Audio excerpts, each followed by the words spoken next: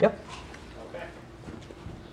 So I have a name, I'm Jeremy Druin. I'm a pen tester for a local company here in Louisville, and do a lot of web application pen testing, and more recently I've been doing a lot of network as well.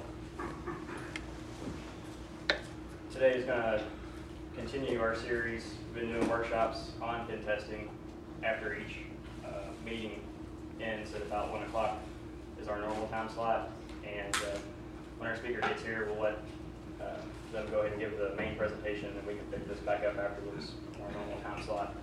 But so far we've covered host discovery, enumerated services, and found out what was running on different ports.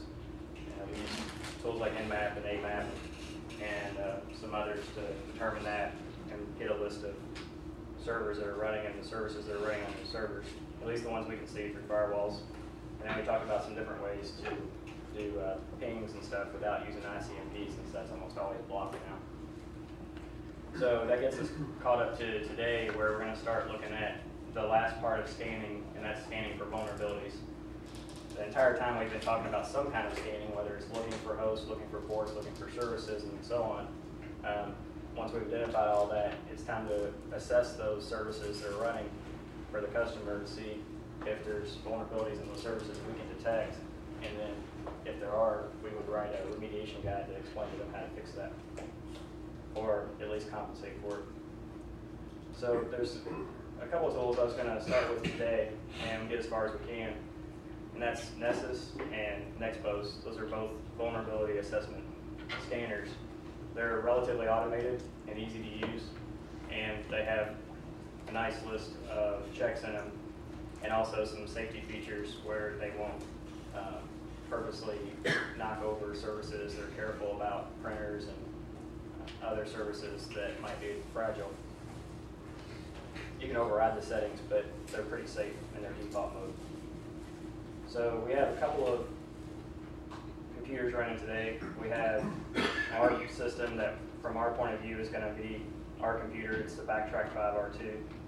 And then we have a Windows XP Service Pack 2 machine running. Still one of the most popular operating systems out there. And then we also have the Metasploitable II virtual machine that I downloaded from Rapid7's site. The Metasploitable II is a deliberately vulnerable copy of Linux, and it has a whole bunch of services running on it. And the point of it is to give you an opportunity to have something that you can run locally on your machine as a virtual machine, and you can run tests and practice against it. And of course, Windows I have a copy of just because Windows is very popular, so we'll take a look at that one too. The problem with the Windows virtual machine is you still need a license, so you have to have a CD or a code for that one. So we're going to work through the discovery phase really fast because we've already done that a bunch of times in the past. Let's see. And I'm just going to shortcut that to a very small network range just to get the boxes found real quick.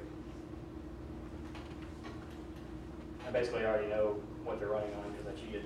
So whenever logged into the server, Metasploitable server, the username is msfadmin and the password's the same.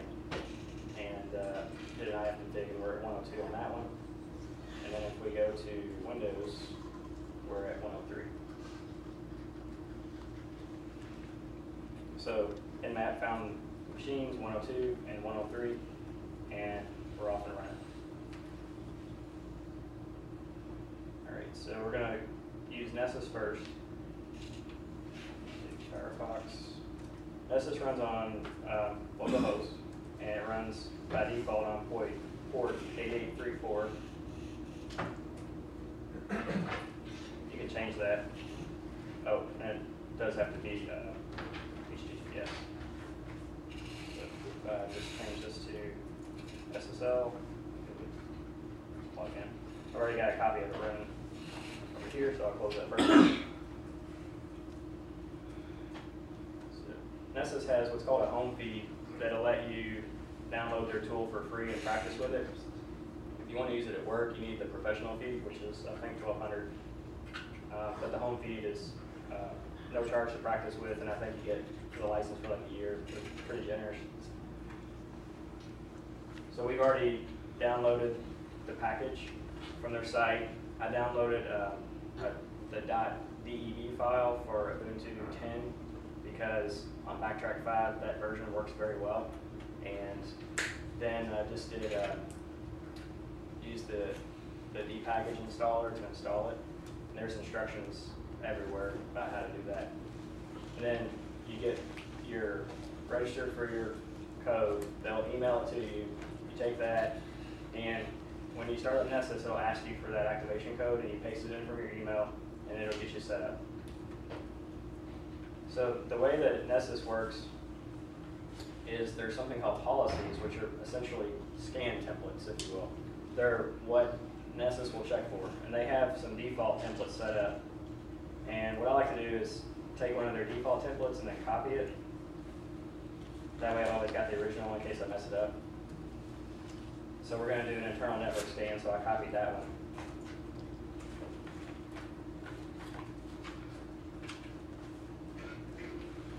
Then in here you can set up what kind of scans are going to be happening. So the port scan range is pretty broad. I think it's may even be all TCP ports by default. And then you can also set up UDP scans, but depending on how the firewall is configured, that could be very slow. The preferences lets you set up your settings. So like if you want to add on some scans like web and so forth, or if you want to try password cracking, it's got a huge list of configurations that you can do. It has Oracle and SQL servers, SNMPs, and down at the web app test settings, you can have it test for web apps and stuff like problems in those as well. So it's pretty nice. As far as what you're going to test for, that's under the plugins, and you can set these up as you need to. So we're just going to take the basic internal network scan, or a copy of it. I usually check these reduce congestion boxes. And so we have now a scan policy, which is a template for scanning. And then when we go over to scans, we can actually add a new scan. So we'll call this one ISSA demo. And we're going to say this is a template. If we hit run now, it'll run, and that's fine. But then if you wanted to repeat the scan, you have to go back and add another scan and make sure you got it just like the first one. So if you set it as a template, then you can just click on it and say launch, and it'll launch an instance of that scan over and over and over again and keep everything the same. And that's important for repeatability because after the customer's had a chance to do some remediation, you need to run the exact same scan again to find the differences between the way it was and the way it is now. So, and we already found our targets with Nmap. We can specify multiple targets by saying like a range, like 102 to 103, or you can also use the spider notation or the other notations for that, or you can type them in one at a time. Okay, so now we have a scan template that has the internal network scan template loaded into it. And so basically a scan is a combination of hosts and a policy combined together, and then we can hit launch. It'll tell you if it was launched, and it runs everything in the background, so you can go ahead and continue to, look at do other things or set up other scans. A lot of times I'll actually set up a scan, launch it, set up another scan, launch it, and it'll just have these threads running in the background, doing like 4 or 5 scans at the same time. One of the biggest advantages I see of Nessus is, compared to most any other product, the amount of memory and CPU it requires is about the lowest of any of those. So you can see we have our template, and we have the instance of the template running. And then over here in reports, it'll show you that it's running. And you can double click on it, and it'll go ahead and start showing you basically what it's found so far. And eventually when it gets done, so for like the example, I did this one yesterday. And if we say download, we can download this into HTML, or if you want to keep a copy of the scan in the native format, the .nessus. Okay, so that's basically how Nessus works. We'll go ahead and let it finish running, and I'll talk about the other scanner while we're waiting for that one. So NeXpose is a competitor of Nessus, but it's a little bit different in the way it works. Go ahead and get logged in here. Hey Jeremy, maybe time to break between NeXpose and us. Oh, okay. Because they just arrived. Oh, okay. All right. That works.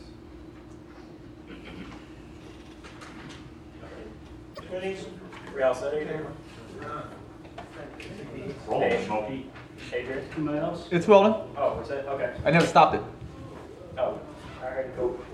So what we're basically looking at today is we've done all our host discovery and we got a big list of work to do. We know all the services, we know all the ports, and we're ready to do vulnerability assessment. So I wanted to start with Nessus because it's a little bit more of a standalone product. It will actually do the discovery for you. It will do all the, call it in-mapping if you want to use in-map as a verb, I guess, and find the host and the ports. And in fact, in its default mode, it'll, I believe, scan all the TCP ports, if I'm not mistaken, and then you have to enable the UDP. Nmap scans the most common, I think, 1024 ports by default. You can ask it to do more. Maybe it's just the first 1,000. So while we were on break, what I did is I downloaded, well, actually I should say I created 2 new scans. I created a Metasploitable II scan and a Windows scan based on those IPs that we looked at earlier. I created 2 new, we had already created this policy of internal network scan and ISSA.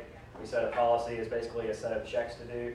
A scan is combining an IP to scan along with one of the policies you created. Then I ran these 2 scans, and that created 2 reports. And the reports have the same name as the scan template that you ran them as. And then what I did is I clicked on each report in turn, and I clicked on download, and I downloaded a copy of each report in HTML for management, clicking chapters, plugins, and the executive, and then hit submit. And then I also downloaded a copy of each report in the .nessus format, which is a portable format that can be read by other tools. So we have all those downloaded. While the scan's running, and also when the scan is finished, it gives this same screen to drill down into. It lists things based on the severity by default, and this is the Windows machine, of course, and we can see that the Service Pack 2 has some critical vulnerabilities, high, medium, there'll be low, and then there'll be informational green ones. Just keep going. I gotta adjust some quick. Go ahead. So we can also do the host summary, which gives this bar chart. And as the scan's running, this bar chart's available too, and you'll just kind of see the bar chart fill itself in as you go. And then you can drill down on any portion of it by clicking on the section, and it'll break out the vulnerabilities about port or service. I'll look at it that way. Now this is Nessus 5. It's not the version that came standard with Backtrack, I don't believe. I think that was Nessus 4, if I'm not mistaken. I did download 5 and install it. We talked about getting the dev package for Ubuntu 10 and then following the installation steps, registering, put your username and your key, and off you go. So once we get these reports, if we look at the HTML version, we go back to Firefox, open up a new tab, do file, do it this way. There's the HTML. And it'll basically just list out everything that we just looked at, but it's all in HTML. You don't have to check all 3 boxes. You could have just checked like the executive report, copy that one down, give that to your management, copy the plugins one, keep that for yourself, copy the vulnerabilities one, give that to development teams, if that makes sense. All right, so Nessus did a great job of scanning Windows. It also scanned Metasploitable and found vulnerabilities related to several services on there. If we look at the host summary, drill down, we can see the ports and the services running on the ports and the vulnerabilities by port. And then you can just keep on drilling down until you get to this really detailed section And this is one of the neatest things is in 5 is they've actually matched up the vulnerability that they found with the tool that they know that can do the exploit. Because that is one of the biggest questions you'll get in any of the like Metasploit classes that we've had in the ISSA and really on the forums and stuff is, okay, so you've got tools that can find vulnerabilities and then you've got Metasploit that can take advantage of them. I have absolutely no idea how to map the two together. And Metasploit had this function D autocone where you could say like -T, I think, for test, and it would try to match them up for you. And it was really the first tool that kind of started to do that. It's since been deprecated, but we're going to look at the new Metasploit here in a second, and it improves on that. Is that the actual Metasploit payload? Yes, that is the actual name of it. So you can, this middle part is the name. It's really a description, but it's really this name here, and you can That's take the file name, okay. that. So Control C, I think. Yeah. Okay. So if we do search and paste.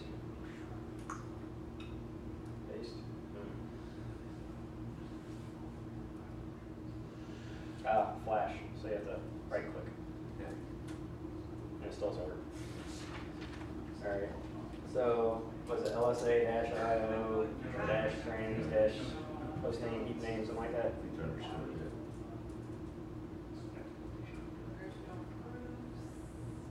Just this trains _ names. And it,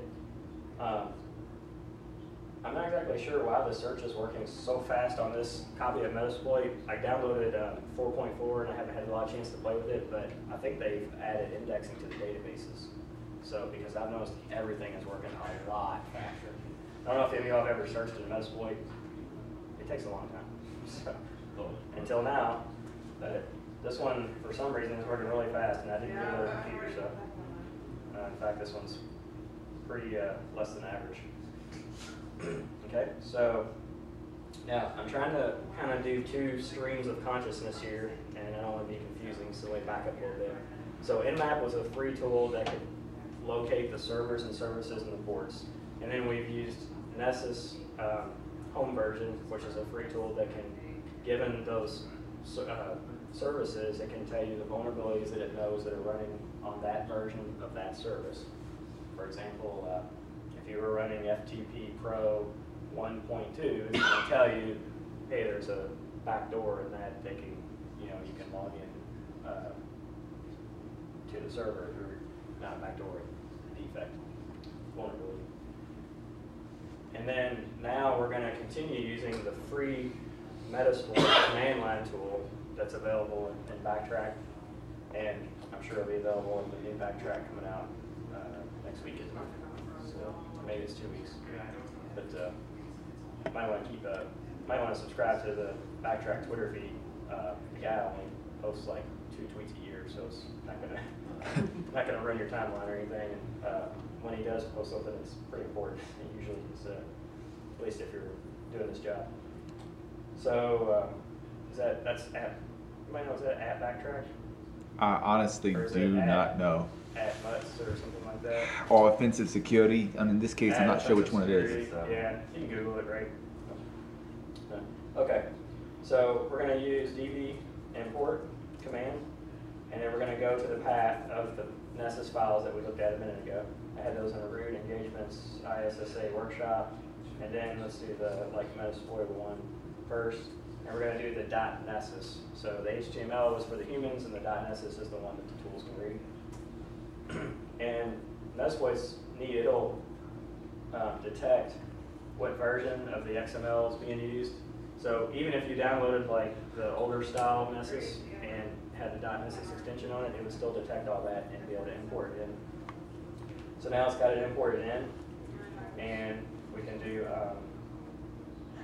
Well, first let me back up. So if you're not sure what to type help, and then down here in the database backend commands, you see there's DB import. Okay, and down here, this is the tables that DB import will populate: host, loop, nodes, services, vulns. Okay, so we're going to type host, and you can see it imported in the information from that scheme. also type in services, and it's probably going to be a big list. Yes, it is. And then we can also type in vulnerabilities. I think, or is it vulns? Yeah, vulns. Okay. So there's your vulnerabilities.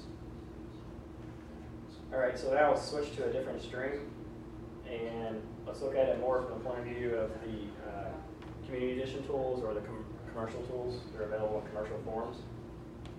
So Metasploit Community Edition is graphical, it's web page based, and the way it works is you can create a new project, and it's going to be kind of more like an all-in-one tool. So it's going to provide the same services that Nmap has, the same services that Nessus has, and it's also going to be able to gather all the data together. So we're going to give the project name of ISSA demo, and we're going to make the network range 56, 102, 103. We're going to cheat a little bit. And what the heck, let's just go 105. Create a project. Okay, so here we are, we're inside of our project. You can see it's home, ISSA demo, and we're in the overview tab. And then up here at the top is the way to switch to the different modules.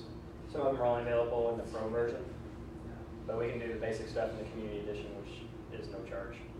Same deal, install it, go get a free license key, set to your email, copy and paste it, activate the tool. Let's see, so we can do an import, which is the exact same functionality that we just did in the free version of Metasploit with the DB import command, except for we would just click import, and then we would click browse and browse to the file that way. And it's going to be very similar. But let's go ahead and let it do sort of the Nmap style scan. And just for fun, I'm going to type in 6 in here, like 102, 106, because earlier we restricted the network range. And it'll say, can't do that because you restricted the network range when you set the project. So I like that feature because one of the things that I'm always a little bit paranoid about at work is scanning something that doesn't belong to me. So I'm always looking for any kind of way to just double, triple check myself. I always look at everything twice before I hit the go button. Never knocked anything over yet. Don't want to start today. That kind of stuff. So we'll change it back to 105 and we'll hit launch scan. And you're going to see it's going to use some of the Nmap or Nmap-like functionality, but it's not exactly the same. So it sends the Nmap probes, but it's not exactly like it's running Nmap in the background, but it's similar. I'd have to ask these guys exactly what it's doing. Basically, the way I kind of looked at it was I did a TCP dump of Nmap and a TCP dump of this, and they don't exactly match up, but they're similar. And while that's running, we're just going to let that run in the background. It's threaded, so you can just go off and do something else and let it grind away. So if I go back to the scan tab, and I go to show advanced options, okay, down in here you can put in whatever Nmap arguments or Nmap things that you want. You can fill out these boxes and do the Samba discovery and everything, which is pretty neat. Because one of the things I've been looking at recently is various ways to discover open shares that somebody's shared that they shouldn't have shared, or something on the share that they shouldn't have on the share. And this is one of the tools that's capable of doing it. Nmap with the Samba NSE scripts is also able to do that as well. So pretty neat. Somebody tried out the new Nmap NSE that'll take pictures of the websites as it's going around to the network. And if it sees like a website running and it identifies it, it'll grab a screenshot of it. I mean, Paul Dorian mentioned those, and my buddy Josh was trying to work with him, I believe, but he was having some problems getting things to function quite right. Yeah, it's a little tricky to set up at first, and so much so that we actually, at work, we ended up writing a script of how to set it up and posting it to our wiki just so everybody could go back and refer to it later and exactly how we got it running. It works great. I did an assessment of a group of servers and took pictures of all the websites automatically. It's really nice. One of my managers asked, well, when are you going to do that for our entire subnet? So we shall see. A whole lot of printers and Might other need embedded about devices. 75 gigabytes of RAM, and we will get started. So, but it is intensive on the CPU. That's the bad thing. It really slowed the scan down, but it was so cool. I still giggled. So the two hosts are already discovered. So if we go over here, it lists them under the host tab. And it's not really a coincidence. There's host, notes, services, vulnerabilities, and loot. So compare that to the tables over here. You can kind of see the correspondence between them. Okay. Is there a disadvantage to using the community as opposed to the CLI? Yes, the community edition. Technically, I'm not using the CLI. I'm using the console. Okay. There is a CLI, is why I kind of say that. But there's the community edition is limited in what you're allowed to do. So, for example, if I just click on web apps, Right. then I would need the Pro edition. Okay. But there's nothing stopping me from using W3AF to accomplish a very similar task, which is kind of the community edition sort of this feature. I'm making some stretching parallels a little bit here, taking some liberties, but generally W3AF is kind of sort of like a free version of the web scanner. Right. So what's the disadvantage of that? Well, it's the same as always. You know, Metasploit Pro is going to be an end-to-end tool. So you're going to pay a fee, but your productivity is where you're going to make that money back. Because in one tool, you can not only do your discovery scans and server scans and vulnerability scans and web scans and do your phishing campaigns and try to get the user to click on links and emails. You're collecting all that data. That's really the value, is you're getting all that data back into a single place, and then you're able to report on it all at once. Right. And having done this for a little while, I can tell you that's what's worth money. It's the reporting. It's getting all the data into one spot and being able to report on it. You can do all the vulnerability assessment, no problem with free tools. Right. But you can't hardly get the reporting done in a million years when you get like 1,200 websites you gotta check and 15,000 servers you gotta check. I mean, you just don't have time. Aggregation and analytics. What's that? Aggregation and analytics. Yeah, aggregation and analytics. And in my opinion, I think that's really the value in the Metasploit Pro, is the ability to aggregate it all together into one spot. So.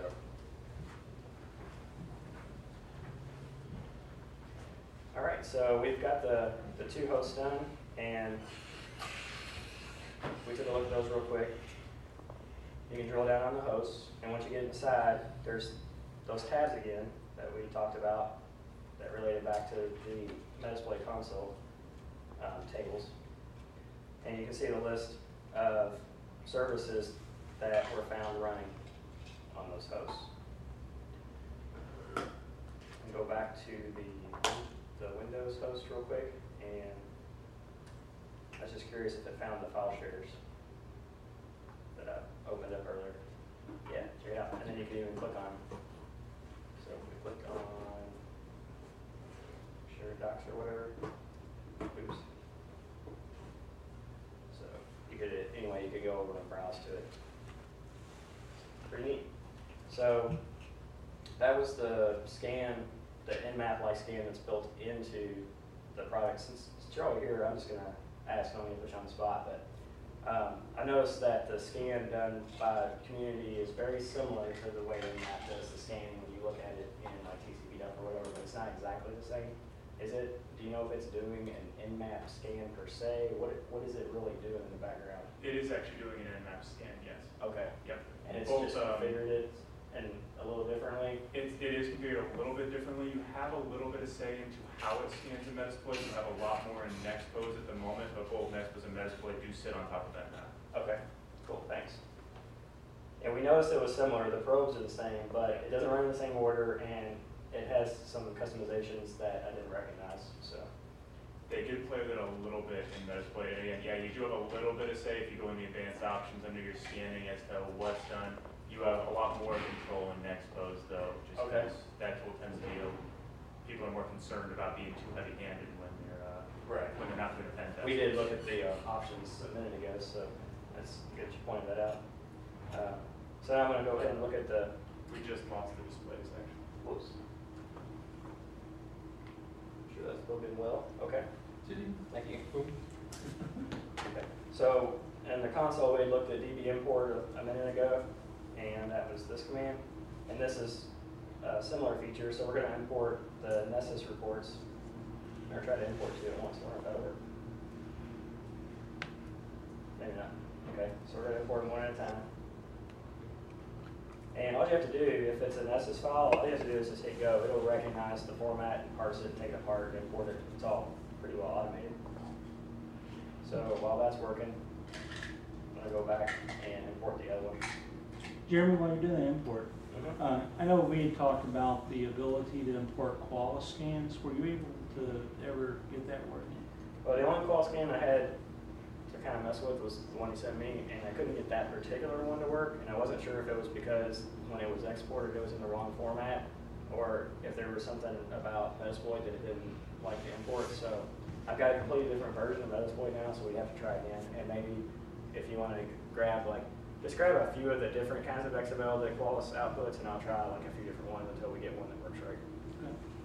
But what Carl's talking about, if you go over here to import and you click on the files to upload, maybe it's not. On the little information. Oh, yes. Hover over that. Thank you. It'll take me all day to find that. So you can see that it will import different types, and we already talked about the NeXpose, and so on and so forth. And Qualys is in there. It'll grab the verb and the core and the whole 9 yards. AMAP, all kinds of stuff. So all the tools we pretty much already looked at. Okay. I think everything's been imported, so if we go back to the host, then let's click on like Linux, for example.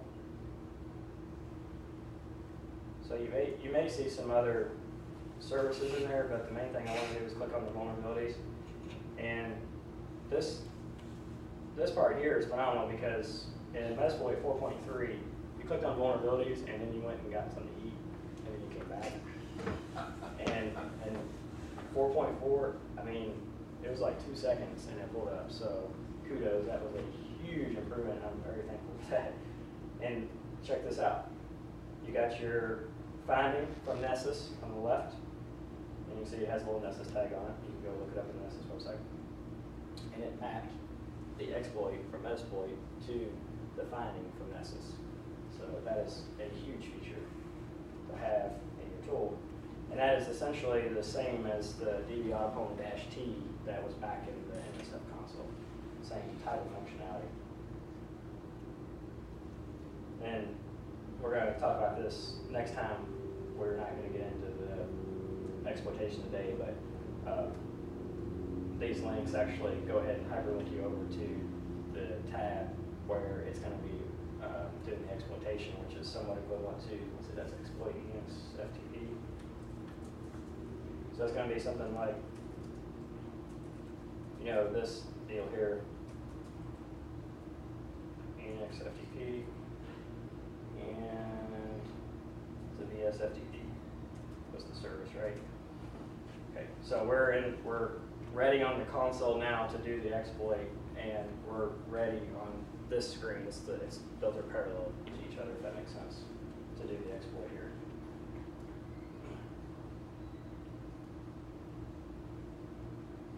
All right, so the next thing I wanted to look at was another vulnerability scanner, and that's NeXpose.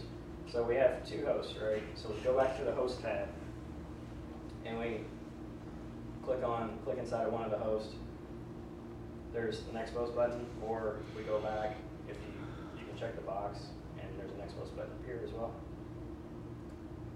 I'm gonna take it one at a time since I'm using a low-powered laptop. You click on NeXpose, and it's gonna take you over. So NeXpose can run as a standalone server, and then you would have sort of like a client that you would connect to it with. Now, this one's, I guess, not set up that way. Basically, I set up the NeXpose server just on my local host, so I gave it the name NeXpose local host. and then I'm gonna just take the default scan, the penetration test on it. It runs pretty fast. But just like Nessus had a bunch of different, what you would call policies, NeXpose has several different scan templates that you can use as well. So the parallel there would be a Nessus policy is the same as the drop-down box that we had there. And at first it always says found 0 hosts with 0 vulnerabilities. Don't panic, it's just giving like an update. It's basically saying like, okay, I'm starting out and so far I found nothing because I haven't even tried yet. And then it'll start trying and it'll update you as it goes. So it found a host, but it still hasn't checked for vulnerabilities yet. It'll start grounding away on the vulnerabilities and we'll get a report. Over here in the actual NeXpose console, I can look at the NeXpose server directly. It's integrated so tightly with the Metasploit console, it's kind of hard to tell they're two different products, but they're totally different and you need to install them one at a time. And I would recommend that you install, this is what's worked best for me. When you set up your Backtrack virtual machine, you need to give it at least 3 gigs of RAM, and you need to have a machine that has at least 8 gigs of RAM. So your real physical host needs to have 8. You give at least 3 to the Backtrack VM, and make sure that your CPU supports the virtualization on it, because if not, it's probably not going to work. Anything like an i3 or higher is going to support the virtualization, so it should work out fine. When you set up the virtual machine for Backtrack, be careful, especially in VirtualBox, to give it about 100 gigabytes of drive space, because I've never found a way in VirtualBox to increase the gigabytes of drive space after you've created the virtual machine. I don't know any way to expand it out. And I don't know if VMware can do that or not, because I don't use it. So, anyway, just some tips up front to keep you from having to delete your VM and start all over about, I think, 3 times for me. So I got it right. When you go to install NeXpose, it'll tell you right there on the screen, it's going to do some checks and it's going to say, well, I've checked your RAM and you're only at 3 and you really ought to be at 4. It will run on 3, especially this latest version. The older versions needed a little more RAM, I found, on my particular laptop, and but this one doesn't seem to have as much trouble with 3, really. Seems to be a lot more efficient. So it will run for a bit, and eventually the results will come back over here into the community, Metasploit community console. And again, it's tightly integrated, so it kind of automatically, magically appears over here. You don't even really see it happening. If you look at, we'll look at the NeXpose Security Center while I wait for the scan to finish. So all the scans that you run, even though I launched this scan here, I launched it from Metasploit in the first place, it still keeps a record of everything over in the NeXpose console as well. So you can drill down on the actual scan, oops, timed out.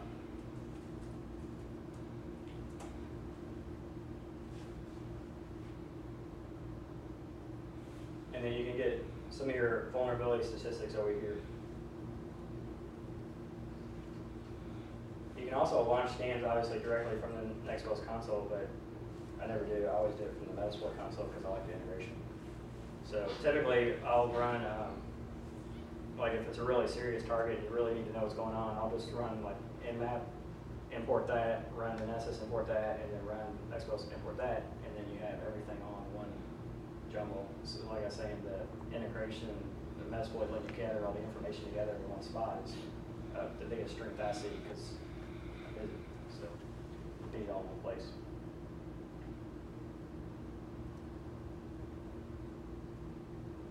All right, see how that task is doing.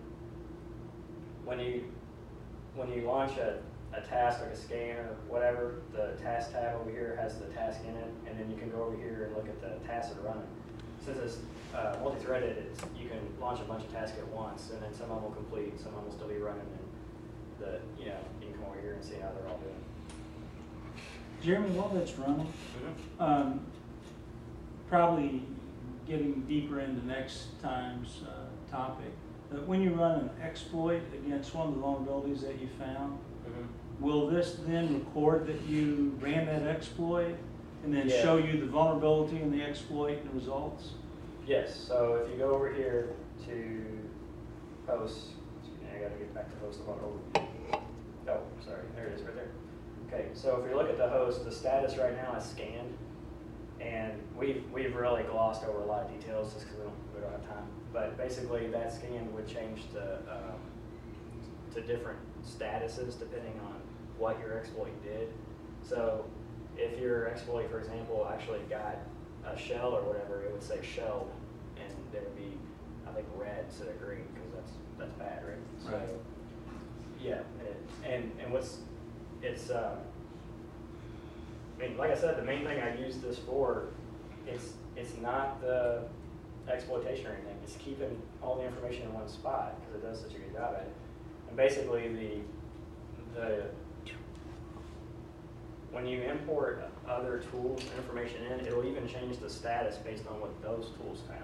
So if you said like, well, I did an MF scan, and then you imported those results, it'll say scan even though this tool didn't do the scan, if that makes sense. So it's kind of a, It acknowledges the yeah, data. it's an aggregator, Mhm. essentially, is what it's doing. Now, I'm not sure, I've never tried to do a bunch of the console stuff and then get that integrated into the web. I wonder if you could do that. That'd be kind of neat. Like, you know, could you launch a bunch of stuff from the console and then have that populated into the Erie database? Not really sure about that. Is your console tied directly to, this is running on local host, so the console is the same instance, or is it the one that's installed with Backtrack? I guess the question would be, is it the console that's tied to Metasploit Community, or is it, I know Backtrack comes pre-installed with the Metasploit framework? Well, when I got the Backtrack installed, I deleted, did, opt Metasploit MS3 uninstall, Okay. and then uninstalled it completely.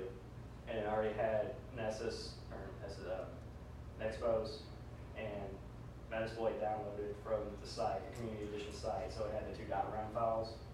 And then I did the 2.runs and got everything set up. So it basically, it reinstalled the MSF console, but it reinstalled the one that comes with the community edition, if that makes sense. Yep, so in that case, yes, it should import, anything that you're running there should also show up in the GUI. Okay. You can also run the console from the GUI. If you delete where it says host in the address bar and type in console instead, it will drop you down to a web version of the GUI. Now, it probably won't do that this second. You need to enable an administrator. Try that, and you have it. Yeah, if you go to local settings. Okay. And then, let's see what we have here. Allow console access next to debugging. You click the checkbox there. To the left-hand side. The third one from the top. This one? Yep. Okay. And then just scroll down and save that. Oh, okay, update? Yep. Okay. So now all we have to do is just click back on, actually if you go all the way to the top and hover over project, you can drop down into a specific one. Whatever you were doing, so I as a demo. Okay. Yeah. And then so Just go ahead and click on one go of on those. like host or whatever. Now, if you delete hosts at the top and instead type console, you'll get the Metasploit framework console just in your web browser. But it's all of the exact same console. It should do the same stuff.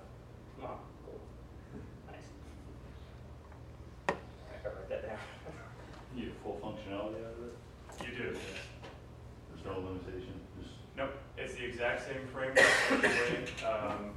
It doesn't have the some of the features of the Metasploit Pro, but the community doesn't have all those features anyway. It's essentially the framework with a GUI that's written by HP Moore, and then when you get the Pro version, you get some of the other fun features that are built in.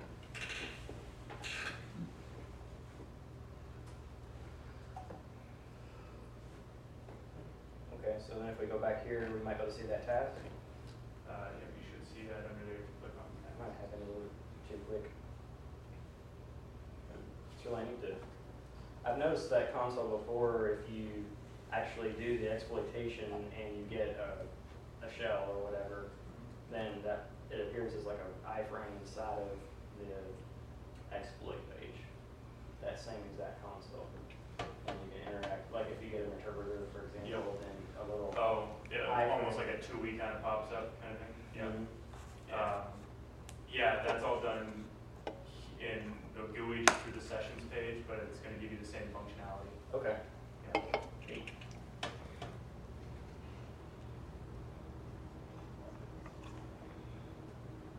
so I think we were scanning this one here, did that mean?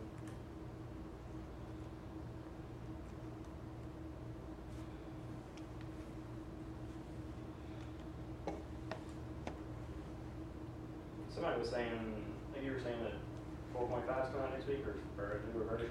New version's out for NeXpose on Wednesday. Wednesday, okay. I'm a little behind, I just got 4.4, so, 4.5 is gonna have some nice additions that I personally really look forward to. There are a couple of us that have been asking for some features for a little while that we just brought in there. If you like the integration between the two tools is gonna be that much better. okay. That'd be nice, because that's a nice feature already.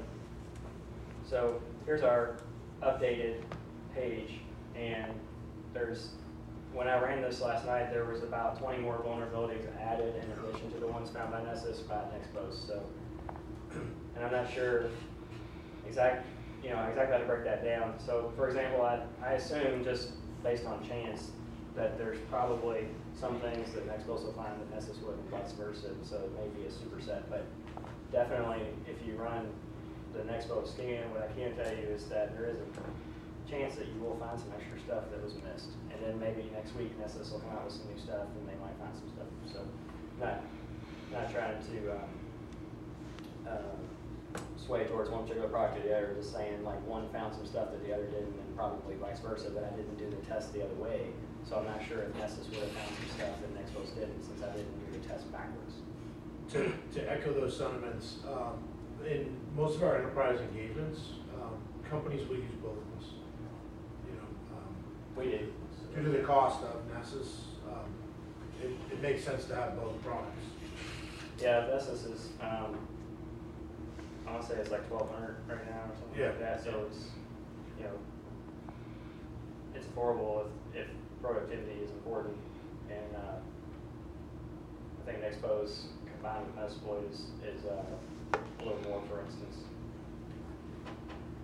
So we have a lot of vulnerabilities, but it's kind of the same thing we saw before. These are just different vulnerabilities that were picked up by the different tool. So next time what we're going to look at is we're going to actually go from locating the vulnerabilities on the vulnerable services. We're going to take advantage of those. So we're going to use those to get into the boxes, and then from there we'll start to use a methodical approach to what do you do once you're inside. Where do you go? What do you look for? What do you gather? What do you write down? What do you screenshot? And eventually, probably not this next time, but probably the second workshop from now, once we get access to one particular host, then we're going to look at how do we use that access to gain further access that we couldn't have gotten otherwise. So, for example, if you take over a box on one network segment, but it's got 2 network cards in it, maybe we can use that box to jump into another network segment that otherwise would have been impossible to get to. So we'll look at some stuff using route commands if we want to get ahead. And there's a Metasploit route and there's an interpreter route, and we're going to be using the interpreter route at least initially. All right, so now I'll just go ahead and open it up for any questions, or is there anything else you want to see, or is there any questions about how to set all this up? Because we really glossed over that a lot the second time. I think one thing people might have some problem with is how do you tie the community, Metasploit community, to the NeXpose communities. So if you go to the administration and global settings, and then go to the bottom of this global settings page, there's this area down here called consoles. So if you get everything loaded and working, and you've got all 3 tools swimming perfect at home, and then you go to, in the Metasploit, you say NeXpose button, and you go to launch a scan, you're going to get an error that says, there are no NeXpose consoles, I don't have anything to scan with. Well, if you get that, it's because you haven't yet tied your NeXpose console to the Metasploit. You haven't integrated them together yet. So look out for that error. Come down into here, configure a NeXpose console, click on that button, and then give it a name. I called mine NeXpose localhost. Give it an address, localhost in my case. Leave the port default unless you mess with that. And then whatever username and password that you set up when you set up NeXpose, you put those here, not the username and password that you use when you set up Metasploit.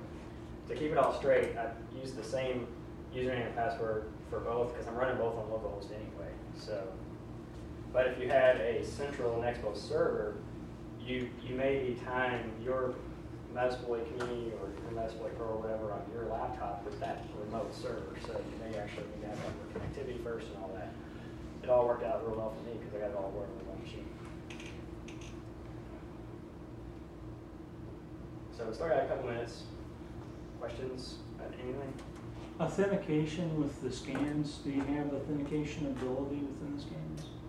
Oh, you mean to authenticate into the servers? Yeah. Oh, yeah. So I'm in Nessus now. So if we go to the policy, which was the scan template, and then let's click on our ISSA policy, and then go to credentials. And so you got different kinds. You got Windows, SSH, and Kerberos and stuff. So you can set those up here. Does it also do Oracle possibly? Go to preferences, go to plugins, Oracle settings, I guess. And as a SID, I thought there was a way to put, I'm trying to remember where that is. I thought you could do the Oracle accounts. Maybe I'm mistaken, maybe you can't do that, but I was pretty sure you could. Because I know that's a challenge that we're running into. Authenticated Oracle scans? I don't know where I saw that before. May have to ask, like, Tom when I get back and see if he knows. I thought there was a way to do it. So, let's see, now NeXpose, I'm not quite as sure how to do it. Go to, You can manage your site, okay. and you have it within the credentials tab under manage site. All right, so you go to assets first. Yep, you can go view next to sites, Okay. and then scroll down just a little ways and scroll to manage your site. Now you can also click on the edit button next to either of those. Yeah. Okay. Let's see, this is today's scan. Pretty sure. Wow, 134 vulnerabilities. And Metasploitable is really horrible. Yeah. We actually have a number of versions of it too. We have Windows vulnerable VMs, we have Linux vulnerable VMs. They're a lot of fun to put in a data center and just rip them apart. So over on the left you have credentials. Okay. And you can click new and choose your credentials from there.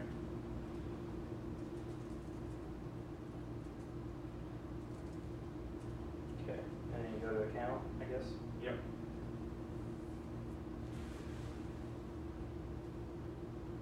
There we go. SID, username, password. There we go. So there's the Oracle. And you can also restrict that to a particular host in the event of, say, Okay, there's the port. That's 30 what it cents says. a song for credentials. Okay, thanks. Excuse me. Now, can you have multiple credentials for a single host? Yep. The ports? Yep. Okay. If you use the SID, you don't necessarily need to know the host and the port because the SID will go into the Oracle directory and look up the host and the port that it's running on and give it back to your machine, and then it'll know which host and port to connect to. So it'll tell. But the credentials may be different. But you would have different SID too. So, and then there's similar for SQL Server. There's a service that runs on UDP 1434 or 33. I can never remember. But anyway, one of those ports that runs on, it's the browser service. So you browse to it, and it'll come back with a list of all the different SQL servers that are running on that machine, and give you a list of their ports as well. They both have a lookup feature, I guess you might say.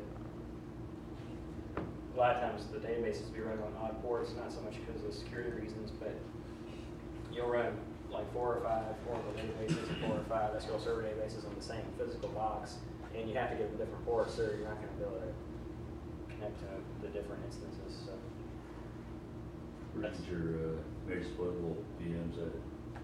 Metasploit or somewhere else? was that? The Metasploitable VMs, where'd you get those from Metasploit? Rapid7.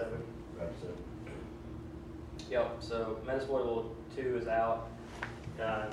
Download that for free. It is a VMware virtual machine. So I put a video on the Rapid7 site. If you go to their community, like their blog, and go to the information security community, which is the third community, and look under my name, there's a video that says how to install Metasploitable II on VirtualBox.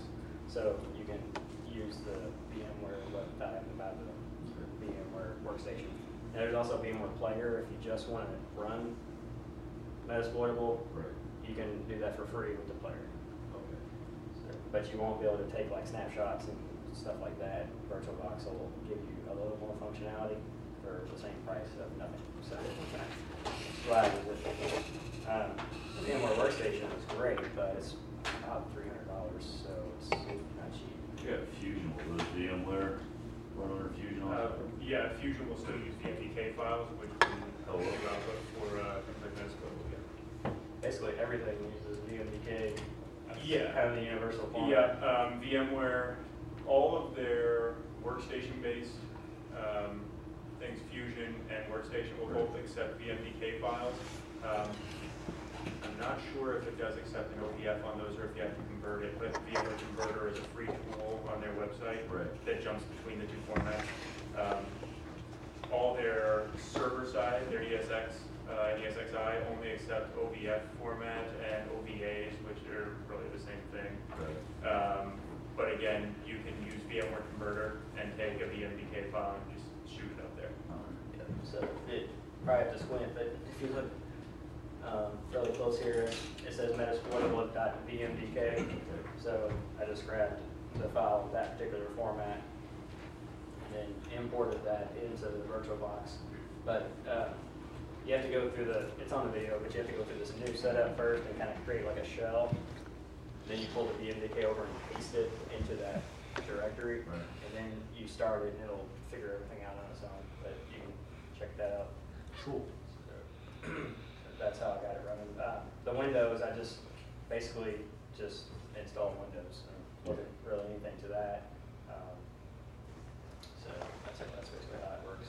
And then Carl was talking about the website earlier, a vulnerable web application that you can play with, and that's installed on Metasploitable. I think it's like version 2.1.19, I think is on there. And you can replace that with the newest version if you want. Oh, it's not what those are.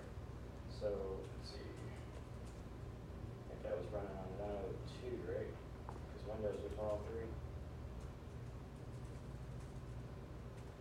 Guess we'll find out in a second. Oh, okay. Get lucky sometimes. So, yeah, so the copy of Metasploitable II that I happen to have right now comes with version 2.1.9, but I think somebody was telling me that they were going to get Metasploitable 2.2 and put it into Metasploitable II and then release that.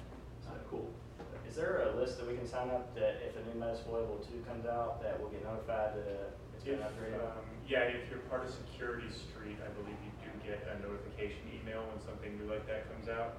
I mean, I know I received one, but I'm not sure if that's just because I'm in trouble with the company, but I think it went to my Security Street email address. I want a vulnerable web app as well in addition to this. There's something called the Vulnerable Web App, and you can run that on any Linux machine. It's another one, it's the same thing. It's got a lot of local file includes that you can run against it. It's easy to make stuff that shouldn't pop up here on the page. There you go. There you go. It's on Metasploitable as well. Oh, yeah. There's a guide for exploiting Metasploitable. If you know, obviously, if you can't remember all this information, if you go get the guide, it'll kind of explain how to install all this and how to get started with it. So the guide includes a link back to the installation video for VirtualBox, and it also has a section at the bottom on DVWA and Matilda on how to get started with the web application assessment. So, DVWA's got a really super nice interface, and it's good to start people out on for sure because it's nice and clean interface. I think the main advantage Matilda has, which I'm biased, but yeah, is that it has more stuff in it, more targets, so more things to take a shot at. So, and it's broken up into different categories of the same thing. So you got HTML injection this way and that way and that way. You know, you can try all different ways. But they definitely both have their advantages. they both have levels where you can ratchet up the security and they get harder to attack. So, matter of fact, the idea to have a level in utility came from UWA, so more or less. So, all right, I believe we'll go ahead and stop here. It's a good breaking point, and then next time we're going to pick up the workshop with, we've now found our vulnerabilities.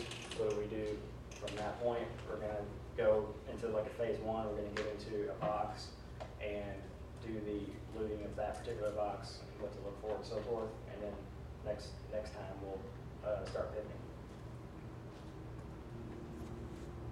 And I think Adrian will probably have this video up in usually a few days, Probably. like maybe Sunday or Monday or something like that. Something like that.